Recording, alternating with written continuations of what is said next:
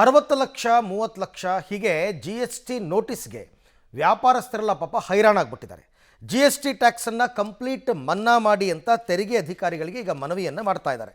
ಅಲ್ಲದೆ G S T council ಕೇಂದ್ರ ಸರ್ಕಾರ ಮತ್ತು ಸಿ ಎಂಗೆ ಕೂಡ ಪತ್ರವನ್ನು ಬರೆದಿದ್ದಾರೆ. ಇದರ ಮಧ್ಯೆ ಜುಲೈ 25ರಂದು ಅಂಗಡಿ ಬಂದ್ಗೂ ಕರೆ ಕೊಟ್ಟಿದ್ದು, ಬಂದ್ ಬಳಿಕ ಕೋರ್ಟ್ ಮೆಟ್ಟಿಲೇರೋದಕ್ಕೆ ಸಜ್ಜಾಗಿದ್ದಾರೆ. ಜುಲೈ 23ರಿಂದ 2 ದಿನಗಳ ಕಾಲ ಹಾಲು ಸಿಗರೇಟ್ ಮಾರಾಟವನ್ನು ಕಾಂಡಿಮೆಂಟ್ಸ್ ಹಾಗೂ ಬೇಕರಿಯಲ್ಲಿ ಬಂದ್ ಮಾಡಲಿದ್ದಾರೆ. ಜುಲೈ 25ರಂದು ರಾಜ್ಯಾದ್ಯಂತ ಅಂಗಡಿ ಬಂದ್ ಮಾಡಿ ಕುಟುಂಬ ಸಮೇತ ಪ್ರತಿಭಟನೆ ಮಾಡೋದಕ್ಕೆ ಇವರೆಲ್ಲರೂ ಕೂಡ ಈಗ ನಿರ್ಧಾರವನ್ನು ಮಾಡಿದ್ದಾರೆ. ಇಲ್ಲಿವರೆಗೆ ಏನು ತೆರಿಗೆ ನೋಟಿಸ್ ಕೊಟ್ಟಿದ್ರೋ, ಏನು ಇಲ್ಲಿಯವರೆಗೆ UPI ಇದೆಯೋ ಅದು ಏನು ಇಲ್ಲಿವರೆಗೆ ಯಾರು ತೆರಿಗೆಯನ್ನು ಕಟ್ಟಿಲ್ವೋ ಅವ್ರದನ್ನು ತೆರಿಗೆ ವಿನಾಯಿತಿಯನ್ನು ಮಾಡಬೇಕು. ನೀವು ಯಾವುದೇ ಕಾರಣಕ್ಕೂ ಇದನ್ನು ಉಪಯೋಗಿಸ್ಕೋಬಾರ್ದು. ನಿಮ್ಮ ಹತ್ರನೂ ದಾಖಲಾತಿ ಇಲ್ಲ, ಇವ್ರ ಹತ್ರನೂ ಬಿಲ್ ದಾಖಲಾತಿ ಇಲ್ಲ. ಇದನ್ನು ಸಂಪೂರ್ಣ ನಿಲ್ಲಬೇಕು. ಇದಾದ ನಂತರ ನೀವು ನೋಟಿಸ್ ಕಳಿಸಿ.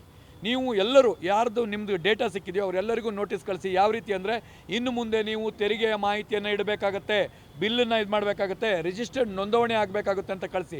ಅದನ್ನು ಹೊರತುಪಡಿಸಿ ಈಗ ಮಾಡಿದ್ದನ್ನು ಯಾವುದೇ ರೀತಿಗೂ ಕಟ್ಟೋಕ್ಕಾಗಲ್ಲ. 25ನೇ ತಾರೀಕು ಏನು ದೊಡ್ಡ ಮಟ್ಟದಲ್ಲಿ ಹೋರಾಟ ಕರೆದಿದ್ದೀವಿ, ಹೋರಾಟ ಮಾಡ್ತೀವಿ.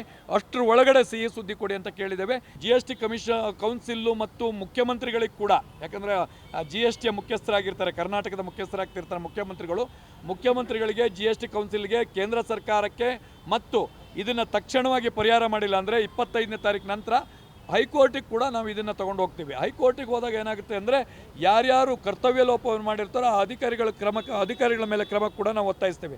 ಸರ್, ಒಬ್ಬೊಬ್ಬರೇ ಇರೋದು ನಾವು ಬೇಕ್ರಿಯಲ್ಲಿ ಬೆಳಗಿಂದ. ಈಗ ನಮ್ಗೆ ಬೇರೆ ದುಡಿಮೆ ಇಲ್ಲ, ಜಾಬ್ ಸಿಗಲ್ಲ. ಆದ್ದರಿಂದ ನಾವೇನು ಮಾಡ್ತೀವಿ, ಚಿಕ್ಕ ಕಾಂಡಿಮೆಂಟ್ಸು ಇದನ್ನು ಹಾಲು, ಬೇಕ್ರಿ, ಟೀ, ಕಾಫಿ ಮಾಡ್ಕೊಂಡು ವ್ಯಾಪಾರ ಮಾಡ್ಕೊಂಡಿದ್ದೀವಿ. ನಮಗೆ ಜಾಬ್ ಇದ್ದರೆ ನಾವು ಈ ಕೆಲಸಕ್ಕೆ ಯಾಕೆ ಬರ್ತೀವಿ? ಅಥವಾ ನಮ್ಗೆ ಕೋಟಿಗಟ್ಟಲೆ ಲಾಭ ಆಗಿದ್ರೆ ಇನ್ನೂ ಯಾಕಲ್ಲೂ ಒದ್ದಾಡ್ತೀವಿ ನಾವು. ನಮಗೇನು ಮಾಹಿತಿ ಇಲ್ಲಲ್ಲ ಇದ್ರ ಬಗ್ಗೆ.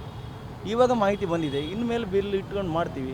ಇಲ್ಲಿವರೆಗೆ ನಮ್ಗೆ ಏನು ಇದು ಮಾಡ್ತಾರಂತ ಗೊತ್ತಿಲ್ಲ. ಈಗ ಒಂದು ಸಂಪೂರ್ಣವಾಗಿ ಬಂದ್ ಮಾಡ್ತೀವಿ ಮೇಡಮ್. ನಾವು ಫ್ಯಾಮಿಲಿ ಸಮೇತ ಬಂದು ಈ ಎಲ್ಲ ಬೇಕ್ರಿಯವರು ನಾವು ಒಂದಾಗಿದ್ದೀವಿ. ಈಗ ಕಾಂಡಿಮೆಂಟ್ಸು, ಬೀಡಂಗಡಿಯವರು ಪ್ರತಿಯೊಬ್ಬರು ಒಂದಾಗಿದ್ದೀವಿ. ಎಲ್ಲರೂ ನಾವು ದಿನ ಫೋನಲ್ಲಿ ಮಾತಾಡ್ತೀವಿ. ಯಾಕಂದರೆ ನಮಗೆ ಇದು ಬಂದ್ ಮಾಡಿಲ್ಲ ಅಂದರೆ ನಮಗೆ ಇದು ಉಳಿಗಾಲ ಇಲ್ಲ. ಆ ಥರ ನಾವು ಬಂದ್ ಮಾಡಲಿಕ್ಕೆ ಸಂಪೂರ್ಣ